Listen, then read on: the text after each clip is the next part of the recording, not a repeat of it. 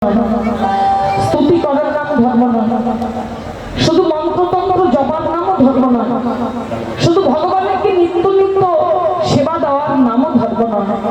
ধর্ম হচ্ছে মূল জায়গায়, সেটা কি ধরে রাখার নাম ধর্ম। কি ধরে রাখবে? কি ধরে রাখবে? অনেক বড় হোক বাবা, ঠাকুর তোমাকে মঙ্গল করুক, ভালো রাখুক। নাম ধর্ম। কি ধরে রাখবে? ভগবানকে ধরে রাখবে। পাপে কোথায়? জীবের মধ্যে। জীব কোথায়? পিতার পিতৃসত্তা রতি বিন্দুর মাঝে। এই পিতৃসত্তা বিন্দুটাকে যারা কাম বলে আখ্যায়িত করে তাদের জীবনে ভুল হবে বাবা। এটা হচ্ছে নিত্যানন্দ বস্তু, এটা হচ্ছে আনন্দ সত্তা, এটা হচ্ছে জীবের পরম আয়ু বৃদ্ধি করার একটা ধন। যদি কেউ মনে করে এই দেহের বস্তু আমি দেহে রাখি কিংবা বিয়োগ করি, ব্যয় করি, তাতে তোমার অসুবিধা কোথায়? এ ধন আপনার নয়। আপনি পারবেন আপনার দেহটা কেটে কেটে, আপনার যে কোনো একটা অঙ্গ কেটে কেটে টুকরো টুকরো করে আপনি রক্ত রুধি দেখাতে পারবেন, আপনার দেহে মাংস দেখাতে পারবেন, আপনার দেহে হাড়ের মধ্যে কিছু জলের মতো রস আছে সেটা আপনি দেখাতে পারবেন। আপনি পারবেন পিতৃসত্তা রতি বিন্দুকে দেখাতে? পারবেন না, কারণ এ ধনের সম্পদ আপনার নয়, এটা আপনার দেহেও থাকে না। এটা থাকে কোথায়? এর বাস কোথায়? আপনার মস্তক হইতে চতুর্দলের ঊর্ধ্বে এর বাস। আপনার দেহে প্রবেশ করে কখন? যখন আপনার নিত্যানন্দ অর্থাৎ আনন্দ সত্তা এই হৃদয়ে জাগ্রত হয়। কৃষ্ণ কর্ষণ করে যিনি আকর্ষণ করেন তিনি কৃষ্ণ। যিনি কর্ষণে কর্ষণে আকর্ষণে আকর্ষণে এই নিত্যানন্দ বস্তু যখন আপনার অন্তরে যখন নিত্যানন্দ অর্থাৎ আনন্দ জাগ্রত হয়, এই কর্ষণে কর্ষণে এই রতি সত্তা বিন্দু বস্তুটা আপনার দেহে প্রবেশ করে। আপনার গুরু যদি আপনার বাঁচা মরার কৌশল দেয়, কিছু যাজন দেয়, আপনাকে বাঁচার কিছু কৌশল দেয়, আপনি বাঁচতে পারেন, নইলে আপনার এই রতি সত্তা বিন্দু বস্তুটি বিয়োগ হয়ে যায়। এক ফোঁটা বিন্দুর মধ্যে, এক ফোঁটা বিন্দুর মধ্যে রয়েছে 22,60,000 অনুভূতি। যতবার করিবে হরণ ততবারই রইবে জনম। পিতৃসত্তা রতি বিন্দু বস্তুটাকে যে করে লক্ষ্য, কৃষ্ণচন্দ্র হয় তারই পক্ষ। বাবা, সত্য ত্রেতা দাপর কলি চারটি যুগ আমাদের। সত্য মানুষের, সত্য যুগের মানুষের আয়ু ছিল 1,00,000 বছর। ত্রেতা যুগের মানুষ 10,000 বছর, দাপরে 1,000 বছর, কলিতে মাত্র 100 বছর পরমায়ু আমরা পেয়েছি। তো 100 বছর মনে হয় সকলেই বাঁচি না। কেন জানেন? আমাদের কলিযুগের মানুষের পরমায়ু এত কম কেন? কলিযুগে ধর্ম বেশি, কলিযুগে হরিনাম বেশি, কলিযুগে সাধু সন্ত বেশি, কলিযুগে ভগবত সেবা বেশি, তারপরেও কেন কলিযুগের মানুষ আমরা পরমায়ু এত কম পেয়েছি? এটার কারণটা কি? এটার কারণ একটাই, কলিযুগের মানুষ আমরা বড় কামার্থ। আমাদের কাম কামনা বাসনা আত্মসুখ লালসা খুব বেশি। চৈতন্য বললেন আত্ম ইন্দ্রপ্রীতি বাঞ্ছা তারে বলি কাম, কৃষ্ণ ইন্দ্রপ্রীতি বাঞ্ছা ধরে প্রেরণা। আমরা নিজের সুখে সুখ, বিলাসিতা, আনন্দ, এই ভোগে আমরা খুব লালায়িত। জানো, ব্রহ্মবস্তুটাকে যারা রক্ষা করতে পারে না তাদের পরমায়ু দীর্ঘায়ু কখনোই হয় না, বরং দিনে দিনে কমে যায়। কারণ পিতৃসত্তা এই বিন্দু বস্তুটাকে যারা রক্ষা করে তাদেরই পরমায়ু দীর্ঘায়ু হয়।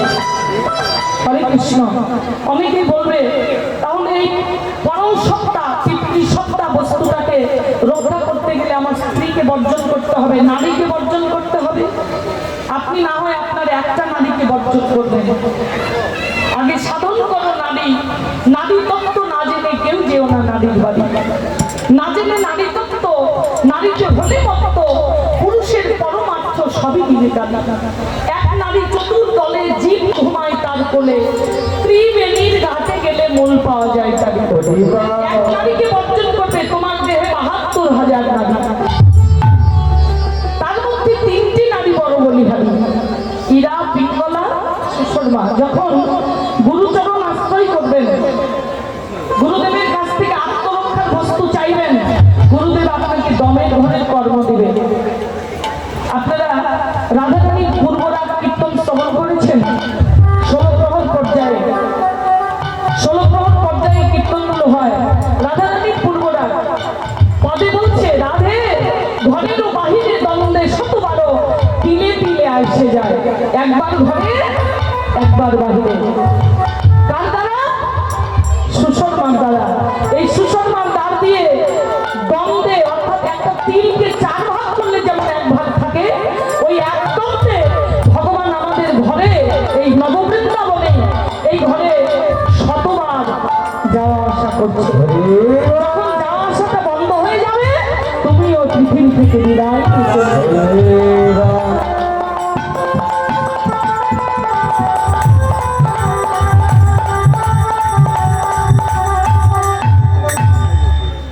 তাই বলবো, জীবনে যে যাই করি বাবা, কামের ঘরে অন্তত গুরুচরণ আশ্রয় করে কামের ঘরে তালা দিয়ে প্রেমটাকে জাগ্রত করো। কাম কামনা বাসনা, অর্থাৎ ভোগ আর কতদিন করবো বলো?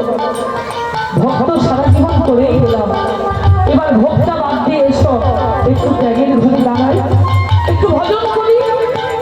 স্ত্রীকে নিয়ে যে ভজন করা হবে না তা নয়। মায়েদেরকে বলছি, মা গো, তোমরা তোমাদের স্বামী স্ত্রী হবে না, বউ হবে না, যদি হতে চাও অর্ধাঙ্গিনী হবে। অর্ধাঙ্গিনী কাকে বলে জানো? বউ আর স্ত্রী কাকে বলে?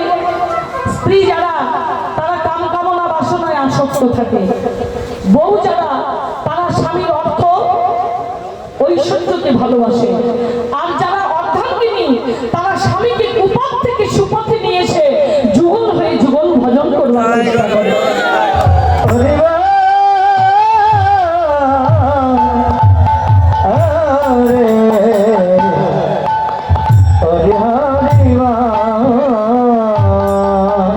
এজন্য বউ হবেন না,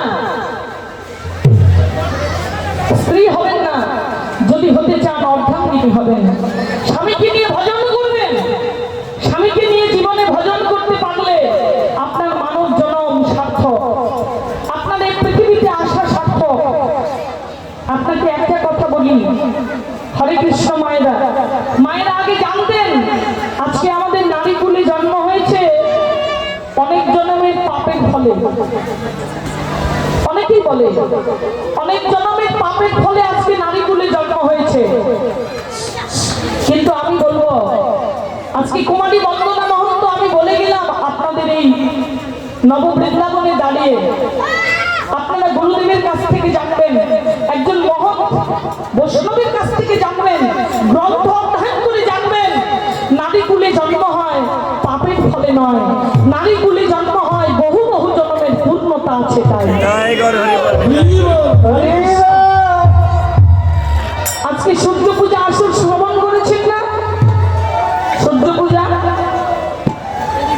সূর্য পূজার প্রসাদী রাধারানীর চরণে স্পর্শ করা প্রসাদী সিঁদুর ললাটে, সিঁথিতে, ললাটে, কণ্ঠে এবং সংকেতে পড়েছেন। কেন পড়েছেন? সূর্য পূজার সিঁদুর পড়েছেন কেন? সূর্য পূজাই বা করেছেন কেন? কেন করেছেন বলুন? ধনী হওয়ার জন্য? সূর্য পূজা কেন করেছেন বলবেন তো? বলুন। হ্যাঁ দিদি বলুন। স্বামীর মঙ্গলের জন্য। আচ্ছা বেশ, দিদিভাই বলেছেন স্বামীর মঙ্গলের জন্য আজকে আমরা সূর্য পূজা করেছি, এবং সূর্য পূজায় মেয়েদের খুব ভূমিকা থাকে। সিঁদুর খেলা, হ্যাঁ, এটা খুব গুরুত্বপূর্ণ একটা বিষয়। অনেকে বস্ত্র দান করে, অনেকে গীতা দান করে, ফল দান করে, দক্ষিণা দেয়, স্বামীর যেন পরমায়ু দীর্ঘায়ু হয়। এজন্য সিঁদুর আমরা সূর্য পূজা করেছি, তাই তো? সত্যি তাই। আমার বাবাজি একদিন আপনাকে সিঁদুর পরিয়ে দিয়েছেন, আপনি তার দুধ পড়ছেন। আমার দাদারা একদিন পরিয়েছেন, বৌদিমণি প্রতিদিন পড়ছেন, প্রতিদিন সিঁদুর পড়ছেন, একদিনও বাদ নেই, তাই না?